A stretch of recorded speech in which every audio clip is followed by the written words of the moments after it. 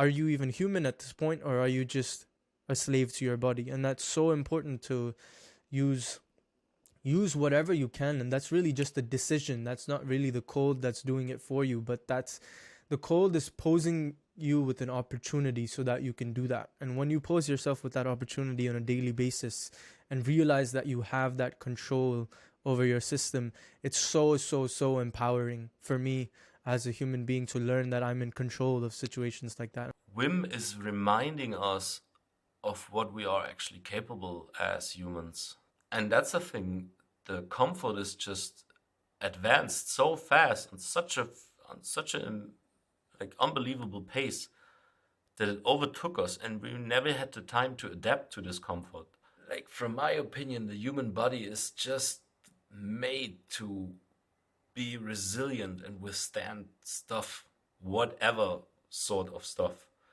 But if we are not using this ability, the body starts to fight against itself. Going off of one thing that you said, don't do it in a river, that's kind of exactly what I did last month. I did it in a very fast-flowing river. The aim of this podcast is to bring attention to what modern-day humans ignore. Living lives in fabricated personalities, enslaved to compulsion. The facets of the human animal have to be rediscovered. We need to wake up. I am excited to bring you the Evolution Podcast.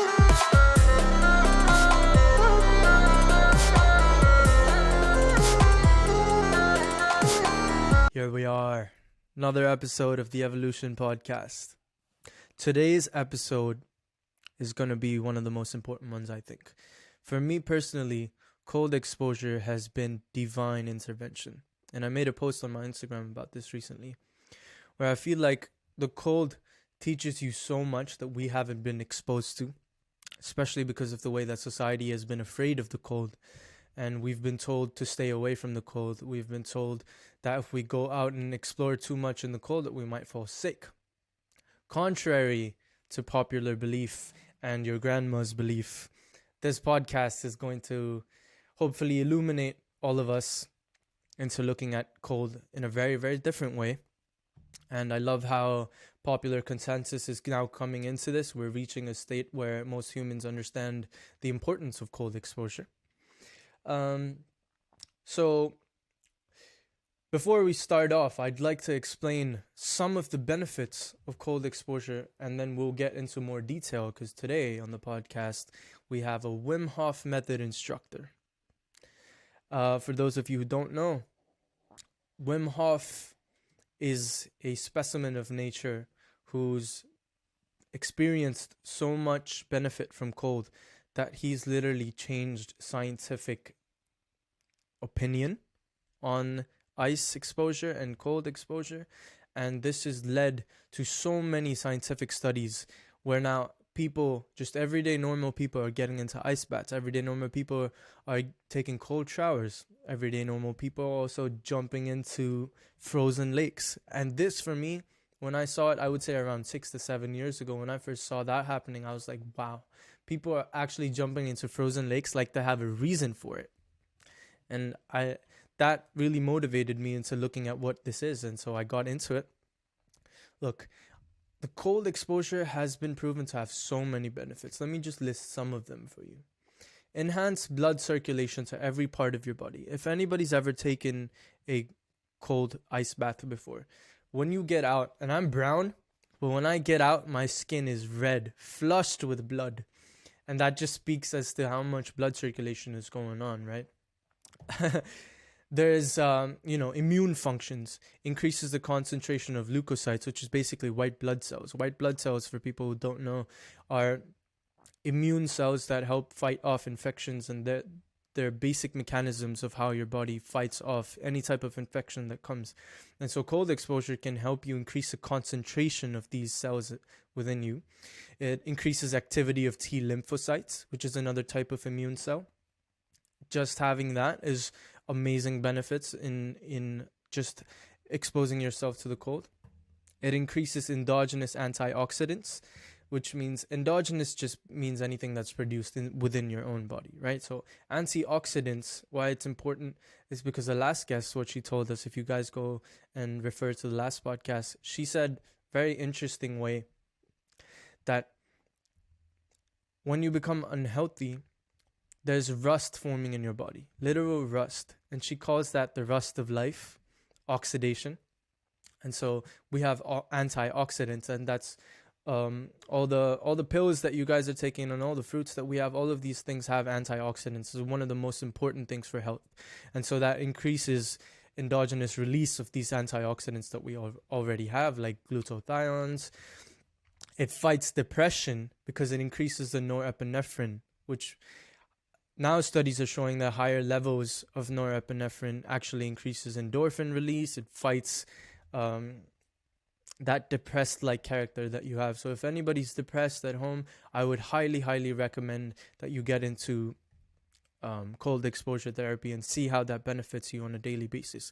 Actually, some scientists are also saying that the increase of dopamine when you take a cold ice bath is not straight up and straight down. It actually takes a long time to reduce. So the release of dopamine happens throughout the day, which is insane. It's like no other drug that gives you any type of benefit. Even if you take cocaine, it increases you to the sky and you crash like crazy. Cold exposure, which is natural, not a drug, increases your dopamine, and it takes the whole day to increase it. So the slow release of dopamine, fast release of adrenaline, but very slow release of dopamine throughout the day. So it definitely fights depression in that manner. Lower level of uric acid in your blood. It increases glutathione, which all reduce stress, all of this. It's good for muscle recovery, good for hair and skin, helps in sleep. How many more benefits do you want? These are all natural methods of increasing it. This is why I stress so much that the human animal is capable of fighting everything that you are suffering. We all have mechanisms built into us. And by just incorporating nature into us, we can become so, so healthy. And I want to introduce on this podcast someone who's done that for so many years of his life. And not only that, he's training with one of the pioneers of this industry. And he's in close contact with the cold. He's in close contact with Mother Nature. And he's in close contact with also the one and only Wim Hof. So I would like to introduce Michael Saier Urfreude. Welcome, Michael. How are you doing today? Welcome to the Evolution Podcast. Hello, nice to be here. I'm doing pretty good, actually. Yes, you turned in with a very good start, and you mentioned basically a lot or almost everything of the quick benefits. But I'm always really happy to talk to like-minded people, and also like I witnessed it changed a lot in your life. Mm-hmm. So, and it definitely changed a lot in my life. So I'm happy to talk about it. Let's talk about it. How did you get into this? What really motivated you to look at the cold and be like, yeah, that's what I want to do? I never really looked forward to the cold or like happy to go into the cold, at least not in the beginning. It was a moment in my life where I basically hit rock bottom. Like, we know those stories. I was depressed and drug addicted and did not really know where to go with my life. And everything fell apart. I was just kind of cool with it, but I was not. And then I stumbled over Wim Hof, or a video from Wim Hof on YouTube. And the first 2 times I thought, all right, it's nothing for me. It's good that you don't need a jacket in the winter, but yeah, nothing for me. So I was never really into the cold, or at least that was not what hooked me. But and the third time I saw the video and I watched it, and he guided a round of breathing, and the breathing was actually what hooked me. So I did 1 round of the breathing, and something just opened up in my head, and I wanted to have this feeling again. So I immediately jumped up, went to my laptop, checked for courses in the Wim Hof Method. Then I booked the fundamentals course, I booked the advanced course, and a week later, so I did not even attend the fundamentals course, I already booked the master's class, or I applied for it at least. And a year later, I was a Wim Hof instructor. But little did I know that it's not only knowing the techniques and knowing the science and all that stuff. It always has to do with oneself and how much you already walked from your path.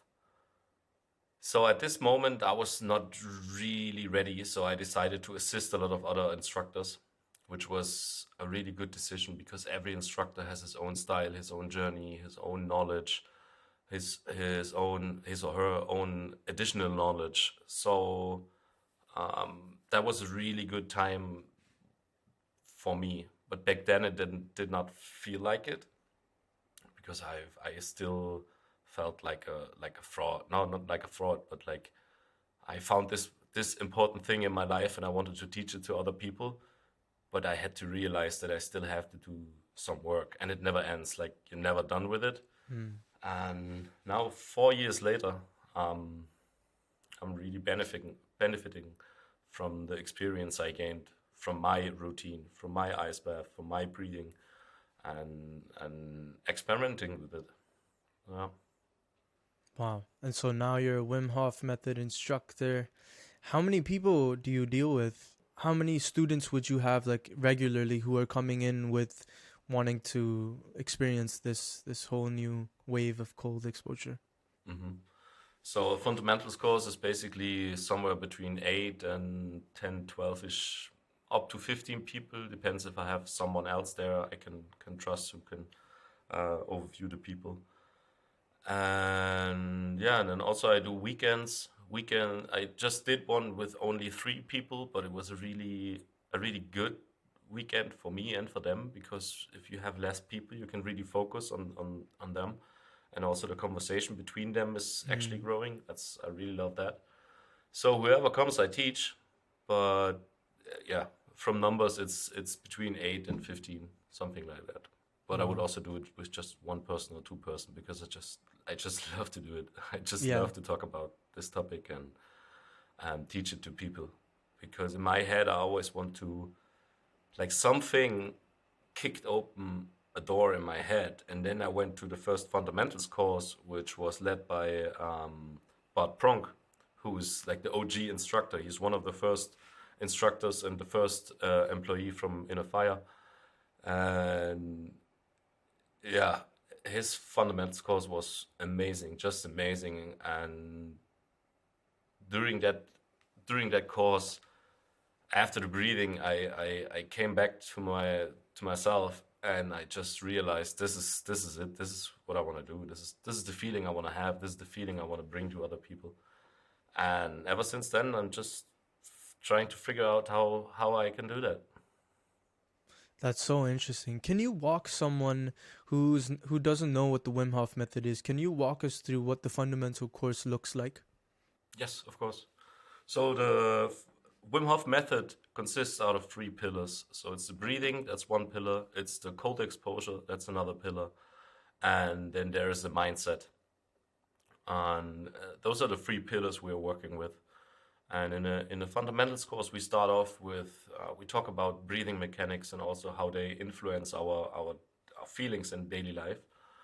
And then we try out the breathing, we do some exercises, and then I do a full fundamentals breathing, which consists out of 3 to 4 rounds. And one round is 30 breaths in and out, deep to the belly.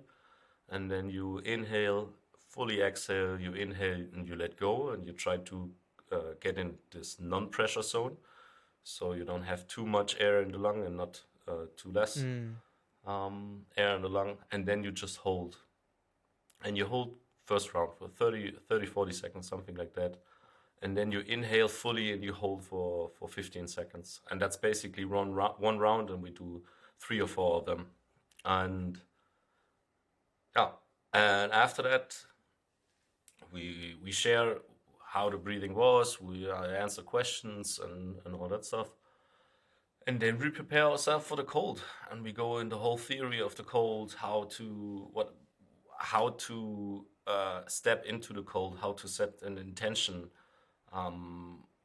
what is going to happen in the cold water. So we really prepare the people of, yeah, it's cold, and yeah, it will take control for a couple of seconds, but you are in charge, and that's actually what you're practicing there, that you take back control with your breath when you exhale slowly. And yeah, we discuss all that, and then we go and do an ice bath, and that's always the fun part, because that's the part why people come.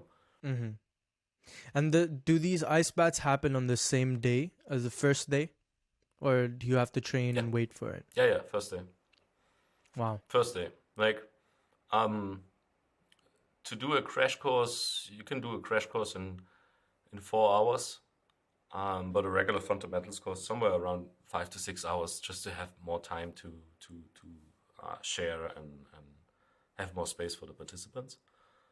But yeah, you do it on the same day, and that's the thing. Like, people come, and they, like, some of them say, "All right, I'm not gonna do the ice bath. I'm here. I just do some breathing, and then I watch you guys. I'm not gonna go in the ice bath." I'm like, all right, all right. However you feel. It's not a must. But then when it comes to the point where we do the ice bath, the group is already so bonded, and the vibe that is going on, people want to try it because they feel strong. They feel so strong from the Mm. breathing, and they know they can do more. So they just want to overstep their own boundaries and just expand. Mm. And that's what they do. And then they sit in the ice bath normally for 2 minutes, and and it's almost all the time the same reaction. People come out asking, like, that wasn't 2 minutes, and then they just feel amazing, and you just see their face shining, and they just feel so energized. And that's always so lovely to see this transformation for this day, from coming, being unsure, and then going through the process, and then after the ice bath, after the workshop, everyone is just smiling and don't want to leave and just want to spend time with this group of people. And that's what they told us from the beginning in the academy. Trust the method. The method Mm. just works. There's also a scientific study about it. If it makes a difference, if Wim is teaching you or an instructor is teaching you, and it makes no difference because the technique Mm. just works. Wow, one of the main points that I got from you saying that was the mindset that leads into it. You feel as though you cannot go into it with you might feel weak before, and then as soon as the breathing happens, is you get some kind of confidence. Maybe there's some type of chemical change that's happening that allows you to feel a little bit more confident. Maybe it's the dopamine release from the breathing that makes you feel like, okay, this is something that I want to try now. That's actually something that I experience on a daily basis, because anyone who's been in an ice bath know that it never gets easier before you get into it. You might be able to handle it a little better, but the mentality that happens before you get into it, you're always afraid. And I think that's why it holds so much benefit, because that threshold of fear is something that you can constantly break every day. Your animal is like intrinsically afraid of what's about to happen, so it knows it's about to happen. That itself gives me so much of an adrenaline rush before I get into the ice bath. But definitely on the days that I'm feeling the characteristics of a low dopamine cycle in my head, I'm feeling less likely to do it. That's the days that I know I have to most efficiently get into it without thinking, just do it. But it's so interesting that the breath work, along with the benefits that it already has, also kind of motivates these people to get into the ice bath. I'm sure like the shared community aspect of it also helps, but mentality, like you were saying. So that's the third pillar of the Wim Hof method, mindset. Yeah, the mindset. As you said, the breathing is preparing the body to do that. Also charges the body. You get rid of a lot of CO2, so your body gets Mm. alkaline. Your whole pain modulation gets influenced, and you just feel energized because of the extra oxygen you have in your muscle tissue. your mitochondria can produce a lot of more ATP, and ATP is actually everything. It's the energy of our body, everything we need to produce heat or movement or talk or whatever. Yeah. So ATP is the main energy source from our body. And with more oxygen, there is more ATP. And with more ATP, you automatically feel more energized. So that's one part. But then it comes down with the mindset for the ice bath, because for me at the beginning, I'm kind of the fighter guy. I played American football for 10 years. I did a lot of martial arts and all that stuff. So I always tried to fight my way through life. That was my first strategy. So at the beginning, I did the same with the ice bath. I was trying to fight it. Luckily, my first ice bath was with Wim, and then he also told me, like, it's not about strength, and I didn't get it back then. I'm like, I had no clue how to do it in another way. And with a mindset, it just, if you have the right mindset and if you make your intention clear before you go into the ice bath, there is no need to fight. There is no need to suffer or anything. If you make the decision in your head and you set the intention to go in there, everything else is just a stepping stone. But throughout the process, there's never the question, should I do it or should I go out or not? Because if the intention is right, you just pull through. And that's what I like about the ice baths. Because, as you said, the days where you feel down, that's exactly where you need to do it. And that's exactly where it's the hardest to do. And if you can rely on a good mindset on those days, because that's where it counts. Everyone can do it on a sunny day and everything is all right and you feel pumped and you go in there. Yeah, of course, that's easy. But the days where you don't want to do it, that's where the learning is. And you need to have a good mindset for that. Yeah, and then also, it also shows me every day where I am with my mindset. Because when I go into the water, it's a mirror. It reflects my internal feelings. And sometimes I witness in the ice bath actually how I feel that day. And then when I come out, I already overcome my negative self-talk or whatever. And yeah, it's a good thing. That's one of the main points I think I missed in the introduction, was the overriding of limbic friction that happens because of this. The more you get into the ice bath, the more you train yourself to defeat that fear before going into it, the more control you actually have to do it the next time, the more confidence you have to actually do it the next time. And that translates into the real world. When you have to make decisions that are very difficult, you have that capability of overriding that limbic friction, overriding that comfortability, right? You're not necessarily trying to be in that comfortable position. And I think it's so important, just in a philosophical way of life, that you hold on strongly to the fact that you don't need to be comfortable in every situation. And the cold teaches you that. There's so much philosophy to learn from the cold also. It's just, it's one of those things that you look at and you'll be like, it's too good to be true. And that's why maybe some people think it's dangerous.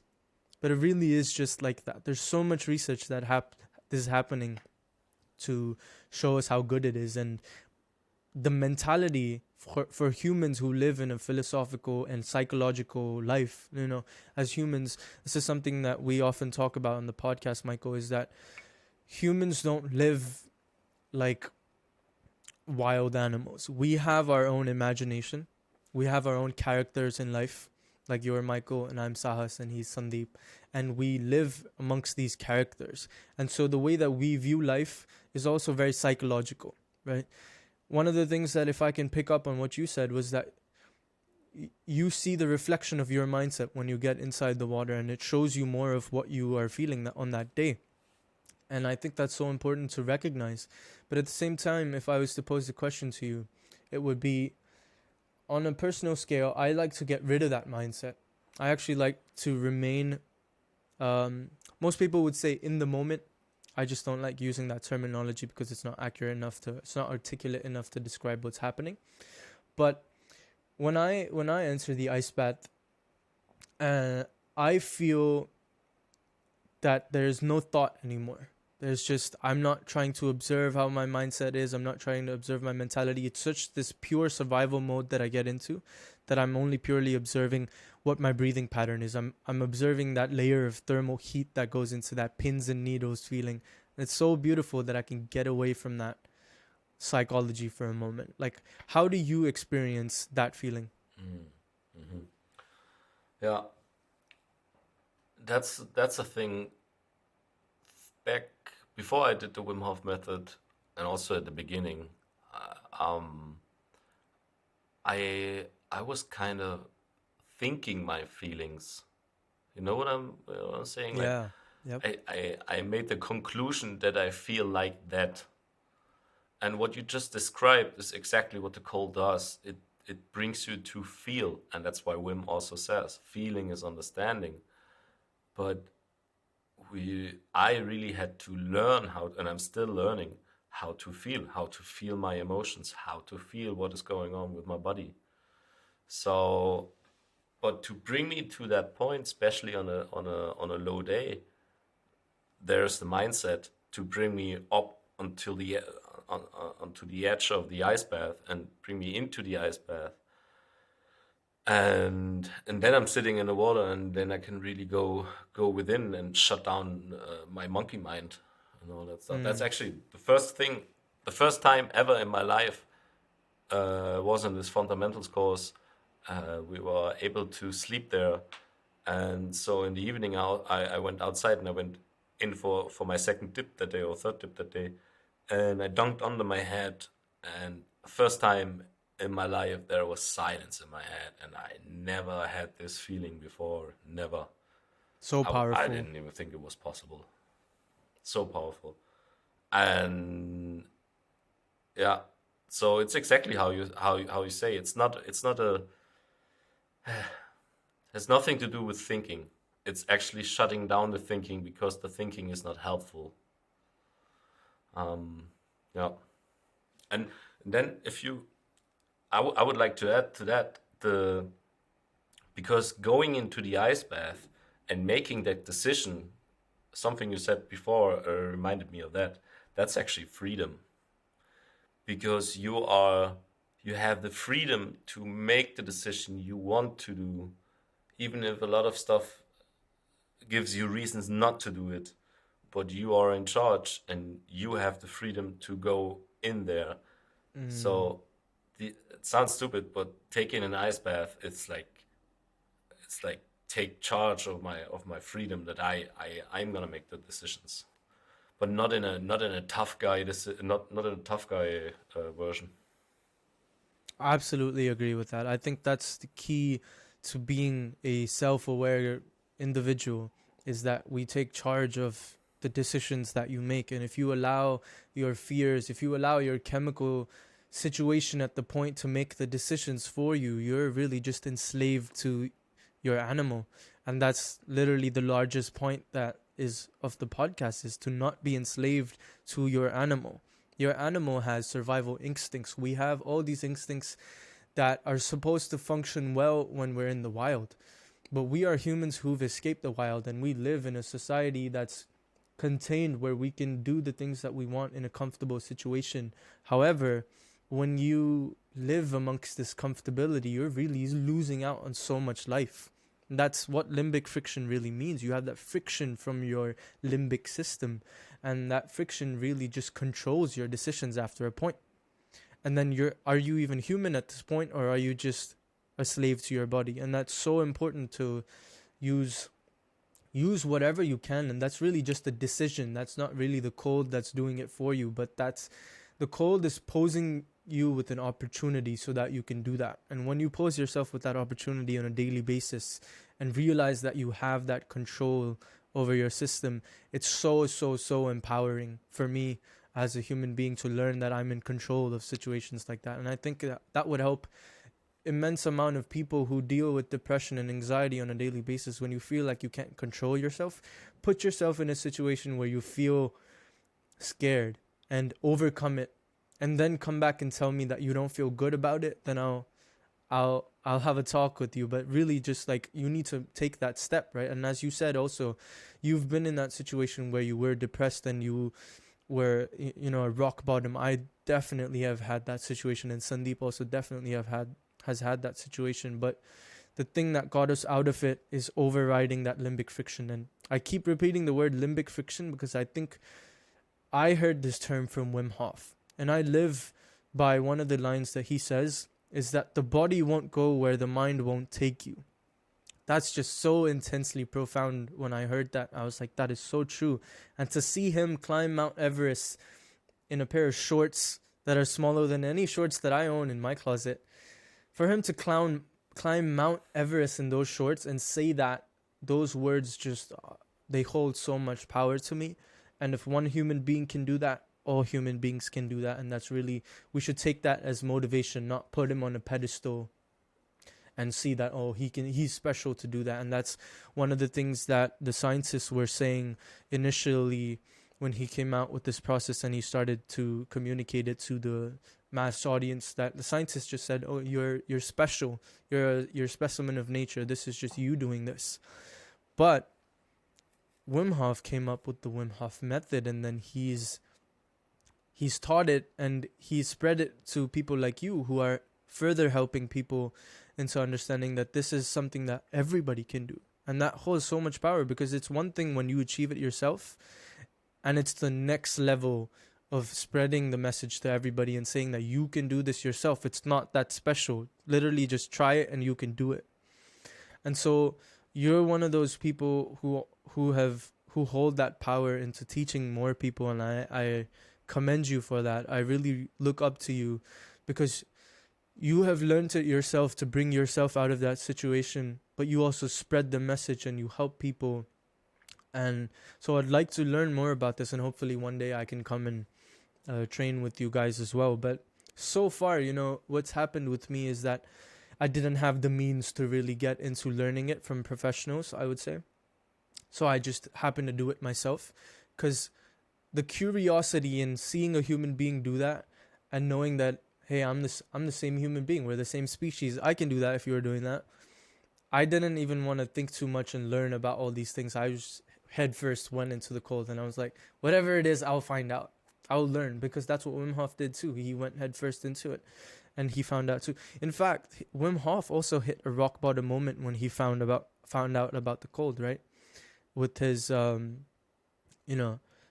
don't want to get too deep and personal into his life, but he was also at a rock bottom moment when he experienced that. But my question for you is, someone like me who didn't really know the right way to do it, I just went and did it, and I learned some of the things that now Wim Hof, like, I discovered that is the right way to do it, like how you breathe with fast inhales and slow exhales, controlling your mind in that fashion, doing things that increase your body heat in between, especially if you're outdoors and you're doing cold exposure. These are things that I was forced to learn because I was in survival mode, and I think the best teacher is nature. But it brings me to this question that I never knew the importance of what the breathing does beforehand into getting into the cold. So it really intrigues me on what happens. What is the process that you guys do, and when you breathe? Like I've seen now many a times how you guys breathe before getting into cold. What does that really do when you get into the cold? Does that make you more efficient in handling it? What is really happening there? So, first of all, it's very important to mention that the breathing has nothing to do in combination with the ice bath or in the ice bath. That's like, because there are people who just see the Wim Hof method on the internet and they think we do the breathing in the water, and that's quite dangerous. So you should not do that. But what the breathing does is it's priming the body. it's activating the adrenal axis, so it's priming the body and it's just making the body ready. And what we also produce in this during the breathing is eustress, so eustress. It's a short peak, it's a short high stressor, and what that does, it gives us the ability to withstand stress, because now in our life we have a lot of chronic stress, and we have this high level of chronic stress, buzzing and buzzing and buzzing and buzzing. And a way to adapt to this stress, or to handle it better, or to interpret it's better, it's by giving or creating those peaks with eustress and with the breathing. And what it also does, it really prepares the body. It also has its influence on the periaqueductal area in the brain. There's a really good video on that and a really good study on that. It's the Brain Over Body study from the Wayne State University of Michigan. And yeah, but then again, it's a process by itself. What it does for me, it also gives me the possibility to calm down in a very active state. So I'm bringing my body back into homeostasis, because what we do with the breathing, we trigger the sympathetic nerve system and the parasympathetic nerve system. And the sympathetic nerve system is responsible for everything we do outside of the cave, if you think about the cavemans. So it's about activation, it's about hunting, it's about running, it's action. And then the parasympathetic nerve system is responsible for everything we do inside the cave. So sleeping, digesting, sex, all that stuff. So everything to calm our body down. And if you see now, those are the three topics most people have problems with, to actually calm down. They have sleeping problems, they have digestive problems, and all that stuff. So it's by triggering both of those nervous systems, they come back into homeostasis. So the body is exactly there where it needs to be, and it's just in balance. So that's a good preparation, but it has many factors. And when we go, and it also helps with the mindset, because it gives you sometimes really this feeling of inner knowing that you are capable of so much more. Right. Yeah, it's interesting that you bring up the parasympathetic nervous system. That's actually, I think it's also proven that on a daily basis, people who don't focus on their breathing patterns, they kind of breathe shallow. And because you're breathing shallow, that actually increases stress, because your body is meant to be breathing in certain ways in different situations, and it accounts for different chemistries in your bodies. But when you're breathing shallow on a daily basis, this is something that I recommend the viewers to practice, is to be conscious of your breathing and recognize that when you're breathing shallow, you're actually increasing the amount of stress response that's happening in your body. Your body automatically thinks that it's closer to hyperventilation than it is further away. So the further you are away from hyperventilation, you actually become much calmer, and that reactivates your parasympathetic nervous systems. So it's very curious on how that works. I actually never did that myself, and I learned to do it later. Definitely not in the Wim Hof method, because I don't want to claim that I'm trying any of that. But for the people who don't have access to the Wim Hof method in person, there's also a Wim Hof app. And if you could explain a little bit more about that for the people. Mm-hmm. Of course. Yeah, there's the app, and there's a lot of free content on YouTube from Wim Hof Academy and the official channel of Wim Hof. And the app is actually a really, really good tool, because there are video courses inside, so you can actually take an online course via the app. There is a podcast inside. There is also, I think, the new book of Wim as an audiobook in there. And also, what's for me the most important thing, you have a breathing guide. So at the beginning, it's hard to be consistent with the breathing routine. And having that app just helps, because you can basically set a reminder. and then you just start breathing, and it guides you all the way through, and that's just amazing. And later on, there's a good course. It's the Mind Over Body course, and you can unlock the power breathing, which is a very strong breathing routine, and also some other breathing routines. And you can play around with it, so you can really experiment what it does if you, for example, do 40 breaths in a round or 50 breaths, or you holding it like that or holding like that. So you can really advance your technique with the app. But at the end of the day, I would always recommend to go to a course, because there are little factors where it's you can solve them much quicker if someone with experience just looks at you and watches your breathing pattern, and then he just can give you a little hints, so you can advance much faster. Yeah. Yeah. And so for people who want to find this course, where would they go to register for it? They will go on the Wim Hof Method website, and the instructors are there registered, and then you can just type in your area code and look for instructors and what courses they offer. And you can go to everyone Great. because they are all truly amazing. So we'll put And that the link in reason the why I description. say that, yes. The reason why I say that is every instructor comes from tough challenges in his life, and they just found the method, and it helps them as a tool. So that's why it always comes from the heart, because it helped the instructor already, and it's still helping them. Yeah.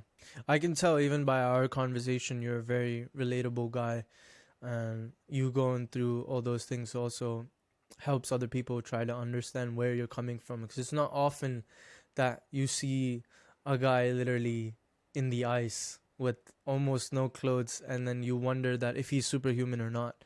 But you're here to show people, make them understand that you were also at that place once that they might be today, and that you made that decision to get up and go learn something for yourself, and through that it's impacted you so much that you've kind of made it your career to help people experience it for themselves. And that just speaks by itself. For you to make such a large decision in your life, it just shows how impactful it is.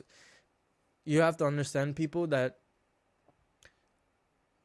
nobody just goes and picks something like this to be their career if it doesn't impact them. This is truly changing people's lives, and I'm sure that you witness it on a daily basis. You see other people's lives changing.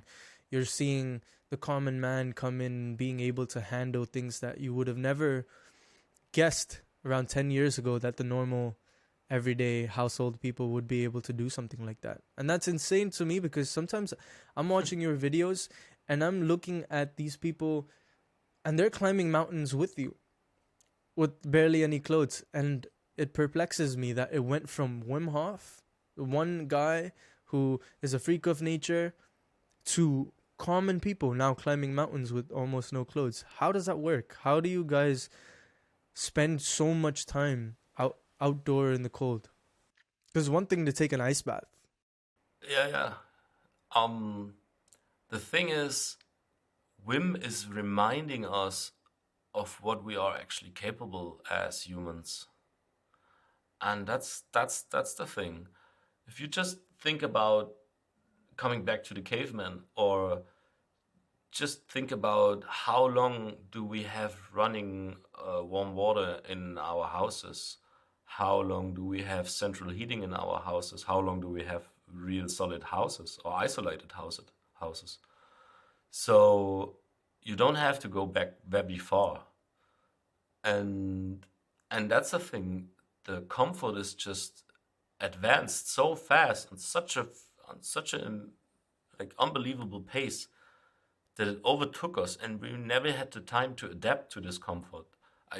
Don't get me wrong, comfort is a good thing. I like it. I like to lay on my couch and all that stuff, but it's always about balance. And from my opinion, the human body is just made to be resilient and withstand stuff, whatever sort of stuff. But if we are not using this ability, the body starts to fight against itself. And so what we do is we just reactivate basically old knowledge from the body and shutting down the mind and extinguish boundaries we gave ourselves. And by doing this more and more often, you just come to the mindset like, all right, yeah, I mean, sure, I can do that. And yeah, so it's more remembering, and it's not superhuman. It's human. It's just human, and we have so much potential. I absolutely agree with that. Yeah, I wanna pass the ball to Sandeep because I've spoken over him for a lot for this podcast, but he's had some amazing questions lined up for you actually. Sandeep, how do you feel so far?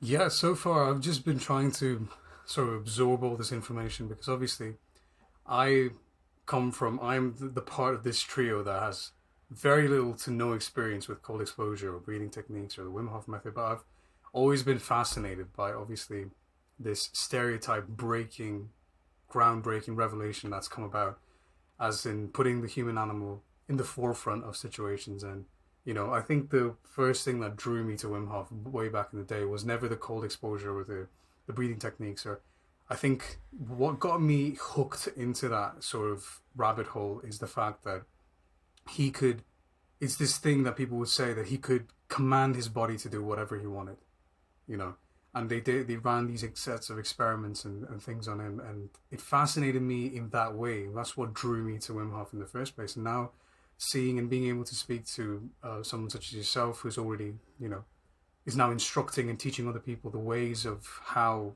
to control the inner workings of the body in the most primal way possible, it draws to mind a lot of questions from that aspect. So I'd like to take it a step at a time because I've got a ton of stuff that I'd love to hear you talk about in more depth and more detail. But on the forefront of things, I think what I've heard echo throughout the conversation between you and Sas is this idea of putting yourself in a position of discomfort, potentially great discomfort when it comes to ice baths and plunging into ice baths and everything, and how there's a discernible effect in having such a potent stimulus and facing such a direct threat head on. So two things that I'd like to hear about in that aspect is, number one, is it about the mindset that people have before they embark on a journey like this that matters more, or the mindset that they have, like you were saying before, that the community builds a mindset for some people who initially may not have wanted to experience that, but eventually they change their mind. So do you think that's more to do with them being more confident in the way that you've taught them how to breathe, or is it just like they've come in with a mind block that you've now expelled? That's the first thing. So in terms of mindset, where does the intention fit in for all of this? And secondly, is that stimulus, the cold, is this the only place that people can experiment around with, or do you think it is replaceable with, say, another potent stimulus that might derive the same effects in terms of the biochemistry of the body that you were talking about so far? Mm-hmm. So it's not always, or no, it's not black and white or this and that, because every person has his own journey. And so the mindset is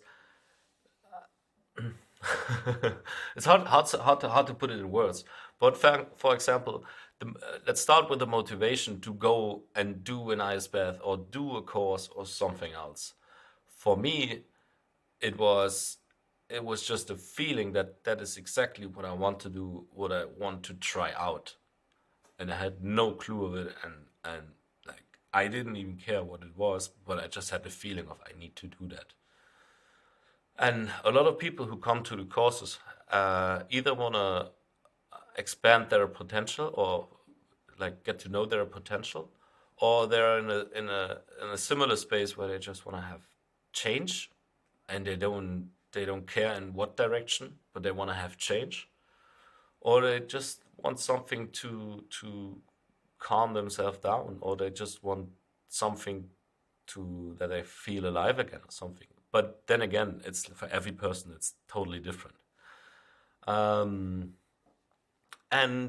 the motivation to go into an ice bath is already different if that's your starting intention. And then coming back to the preparation for the ice bath, then it's the intention actually to show the people that they can enable themselves to do that if they want to, and then to my responsibility is just to create a safe environment and to be there for them and guide them through that. But they are doing the experience, they are doing the ice bath. And the good thing is with an ice bath, you let go of all your masks, and that can be intense. But having someone there to guide you through that and to just be on your side, that helps immense. That's sort of another one of those interesting things that I heard echo throughout your initial conversation, where you said the only time you experienced true silence from all your thoughts is when you went for that second plunge into that ice bath, which brings to mind a very important point. It's this sort of false dichotomy almost of how we treat this so-called character that we're building, especially in modern society, where people have built this character and this dichotomy that they feel in terms of, you know, their mindset and the psychological issues that follow. They either think that it's a very binary solution to it. Either you fight it through some sort of psychotherapy, or you medicate it, and that's the only way to sort of fix it. But what we're seeing brought to light in this conversation so far is there's this potential connection. There's this drive that's innate within us, that by reaching far back inside and by actually going backwards, we see that it isn't a matter of trying to solve the problem as much as it is trying to face the problem. Again, like I was saying, with when you said plunging yourself headfirst into that ice bath where nothing was relevant except for the ice tingling in your ears and your thoughts were silent, there's no cacophony, there's nothing that's diverting you, distracting you. Suddenly, every little bit of these, micro threats that you used to think about were a major issue, weren't the issue at all. And you started feeling this compulsion to sort of make yourself feel better. And you did that by coming with this motivation that you've been talking about, this intent to want to change, and then, getting in tune with your animal, getting into that primal sort of method and trying to see trying to listen to your animal, really. And that's helped you, in turn, build another mindset and reinforce that mindset. And it's like you're putting yourself in a positive momentum spiral, that's the most fascinating thing that I want to take away. So extrapolating from that and actually building it into something that the viewers might be interested in. Let's say someone out there, like myself, as this conversation goes along, is slowly starting to get interested into this whole idea and wants to know more and wants to get into it. But obviously, so far, we've only spoken about a communal exercise where there's a controlled environment and someone like yourself who's able to instruct and keep the environment safe. Let's say someone out there wants to experience it, but they don't necessarily have that facility. What would you say is the best way that they can get the ball rolling and get this inner dialogue started in a safe but respectable way? Start with a cold shower in the morning. Do it for 10 seconds first day, and then just advance from that. Baby steps. That's how I did it. Just like baby steps. My first cold shower wasn't even the coldest my shower could get. So but every day I did a little bit, and a little bit, and a little bit, and a little bit. And then after 2 or 3 weeks, or 2 weeks, I guess, I was able to put it all the way to the cold side and leave it open for a longer time. Just start with that. You said a really good sentence. It's not about solving the problem, it's about facing the problem. And that's the thing. Like, if you, like, I'm also like that. I wanna run a marathon before I even know how to walk. That's just how our ego is built up, and it's always in the future, and biggest and best thing we can do, and that's just not how it works, because it's actually, the trick is to break it down to little handleable steps. And therefore, no, don't jump headfirst in the ice bath. Just do a cold shower, and cold for you, and that's different for every person. And then little by little, yeah. Speaking of dichotomy, there's an interesting dichotomy here. I, with no ego, actually thought that taking baby steps, especially with the cold, would be counterproductive for me, because I was trying to teach myself how to be in survival mode. So what I did was I just jumped straight into the ice bath. I did cold showers first, but it was as cold as it could get. And to be honest, something I've noticed is the ice baths are slightly easier than the cold showers. And I think it's because in the ice bath, what happens is you develop a thermal layer around you as you start to stay still. If you move, maybe it is kind of similar to a cold shower, but a cold shower doesn't allow you to build that thermal layer. And going off of one thing that you said, don't do it in a river. That's kind of exactly what I did last month. I did it in a very fast-flowing river, super, super cold. And what I did notice was that thermal layer that I tend to build in an ice bath was completely gushed out of it. So it was so much more colder. And I did it for a time span that I would say is more than normally recommended, which is about 70 minutes. And what I didn't realize was that the cold exposure started as soon as I got out of the car and took my clothes off, with the outside climate temperature already being colder than a normal ice bath that I would take on in my house. And then the river was even colder because it's water, but it was flowing so fast that it couldn't freeze up. So I put myself into a situation that was slightly dangerous in that aspect. But for me personally, that's been something that allowed me to break that barrier, because I feel like if I inch up to it, it's not as satisfying for me as when I break it. When I break like a really high threshold, I'm like, I have some respect for myself. And that's just kind of how I work. Obviously, everybody's different. But if there's some people out there who are listening to that and relate to what I'm saying, would you recommend that it's not river? Don't do it in a river. I guess not. We already spoke about that. But would you say it's okay for somebody to just jump into an ice bath, and you saying inch up closer is for the people who really just don't want to do it but want to face the benefits of it? If you look at your journey, you say you needed it that way, and you went down that way, and nobody could pull you back from that. Okay. But if you ask me for a general way to start, then of course, always safe environment.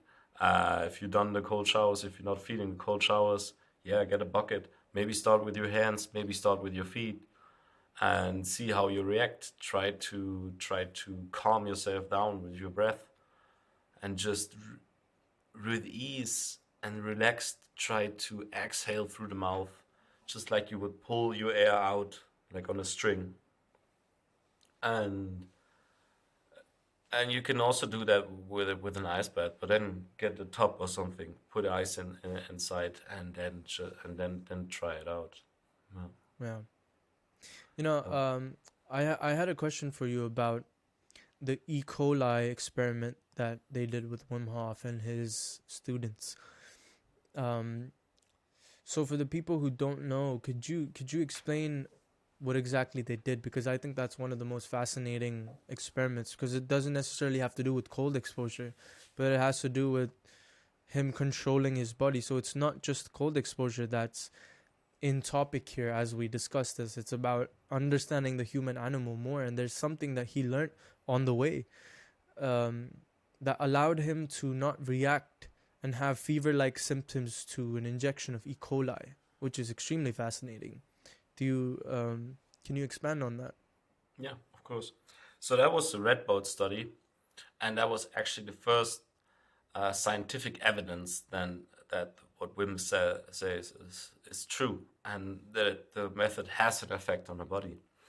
And the test they did, they basically inject the shell of the E. coli bacteria And it's a normal test from the pharma industry because they give you that, and then your body has symptoms like fever, headache, and muscle pain and all that, shivering and all that stuff. And then they give you medication to cure that, but you're only sick for like 10 hours. And they done that. You inject it, you get sick for 10 hours, you have headache and all that stuff. And then you feel good again. So, and Wim said he is able to influence his immune system. And then everyone said, no, that's not possible because it's an autonomous system, so you cannot influence it because you can get in trouble if you could really influence it. And then he said, yeah, okay, let's test it. And they did the test. They did the same test with Wim. They injected the E. coli bacteria shells, and they just watched what happened to him. And basically, what he had, he said he had a mild headache, and then he focused on the mild headache and did some breathing, and then the headache was also gone. So that was really impressive for the scientists because they never witnessed that this could happen. And also in the blood, they found out that he was priming his immune system, and also there was a huge amount of interleukin 10, which is a anti-inflammatory messaging protein. And then there's less interleukin 6 and interleukin 8 and TNF alpha, which is a pro-inflammatory messaging protein. So you have less pro-inflammatory proteins. You have more interleukin 10. So that dampens the response of the immune system, but the immune system is still buzzing. And in your introduction, you also said that there is way more white blood cells in the blood, and that's also happening through the breathing. So it's like the body, it's just primed. The immune system is primed to fight off anything that comes in that moment. So then they had their results, and yeah. No, I'm sorry. Carry on. I was just going to expand on that, asking you about the effects that you're talking about. Interestingly enough, which you seem to be deriving from this, the oxygenation of the body, basically, essentially, with this long breaths out. You're pushing out all the carbon dioxide, and you're readjusting the immune system to sort of tap into its innate immunity, and obviously you're priming the body in other ways as well. But from what I'm given to understand, these breathing techniques encourage release of a lot of neurotransmitters. So obviously a lot of adrenogenic transmitters like norepinephrine, adrenaline, and all of that. So these effects that you're talking about now, and the other effects of, say, a better mindset, a better mood, do these effects just stay temporarily? Or do they need to be trained further through repetition? Or is it long-lasting from the moment you start versus, is there like a latency period where you might be able to experience the benefits of it later on for a couple of days? So Wim prepared his body with the breathing. He was doing a mixture of his breathing techniques. And they could still found evidence in the blood they took from him 5 days later that it still had the same capabilities. But coming back to the Radboud study, they had those results, and then they said, okay, you are just a freak of nature. So you can do that, but not everyone can do that. And Wim said, of course everyone can do that. I can teach that to people. And then they thought, like, all right, how long do you need to teach those people? A year or how long? And he said, like 10 days. So he ended up just training like 4 or 5 days with them in Poland. And he basically did the training with them that you can book now as a Wim Hof travel, and you can go through the whole process in a week and just change a lot. So. So they gathered around a group of young males, and they sent them out to train. And then they come back and did the same test with the E. coli bacteria. and with the same results.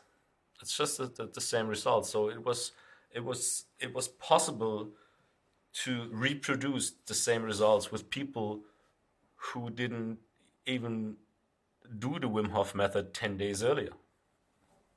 And that's the striking thing. And also, it's not only about influencing the immune system, but just the fact that you make your body more alkaline helps with a lot of diseases. You get out of your body a lot of inflammation. That's like, it's such a big thing. You're training your whole cardiovascular system, killer number one in the world. And you said it before, it sounds so good that it's almost unbelievable. And that's the hardest thing to explain it, because it has so many different ways of benefits. Just doing the breathing and the cold exposure as a tool to develop yourself, your body, your mind, and everything. It's hard to just put it in a nutshell. Yeah. Wow. Well, we've spoken at length, and I'm very satisfied with this conversation. I feel like this should motivate Sandeep, you first, and then everybody else who's watching to start getting into cold exposure. Yes, please try ice baths, and it'll change your life. I promise you. This will let you study your animals so much more. I can safely say by the end of this conversation, I'm definitely a Wim Hof convert. This is going to happen. I'm going to plunge headfirst into this and see how it feels. There's a lot of questions that come out of curiosity, but the more important thing was just absorbing the amount of information that's been shared and trying to sort of wrap my head around how beneficial it is just on a physical level. And we've, like I said, we talked about this in length during the conversation of what the physical benefits are, but also the aspect of the mindset and the shift in perspective that people are going to experience, and just the ability to have that inner dialogue. Also things that we've touched on. It's just overall all encompassing, the perfect reason to sort of want to give it a shot. So yeah, I do have my faith 100%. I've been telling you, I've been telling Sandeep to get into it for a long time right now. I hope this really changes his mind. Yes. You better get into it after this, bro. But see, here's the point. When he saw how you get into it, I know why he didn't get into it already. Valid argument. Yeah, I built didn't have the different, what balls can I say? to live up to that. To jump straight, yeah.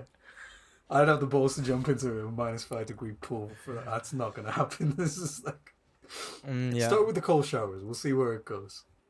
Exactly. And just focus on the breathing and exhale slowly. That's everything you do. And then you just go into the cold water. Take your warm shower and then just switch it maybe just to the half. And then just feel the rush and try to calm yourself down and stay in there for like 30 seconds. And the next day, a little bit colder. Be easy. Be easy on yourself. Just not going to try to fight it, because in a battle between me and the ice, we all know how that's going to pan out. Exactly. So be easy and gentle, but consistent. Yeah. Consistency. Absolutely. Wow. That brings us to the end of the conversation. Yeah, all this information that's come out, this has been monumental. It's been great. And it's been so informative on top of everything else. Thank you so much for coming on, Michael. Thank you so much for coming on, Michael. It's been a pleasure. Thank you guys for having me. Thank you. Yeah. Pleasure. Yeah. All right, guys. See you in the ice. I'll see you in the ice. Hopefully I'll come to one of the instruction classes soon. I really do want to meet you in person.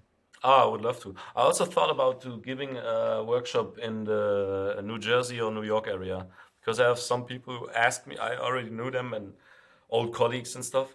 And so I'm thinking about actually fly over the pond and give a course at some day. But right now it's not very high on my priority list.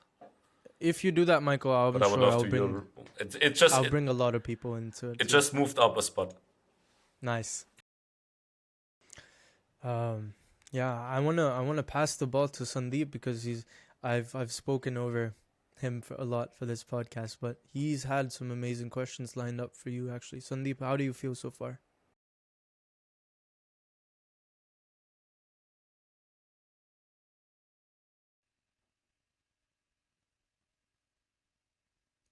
Sandeep, you there?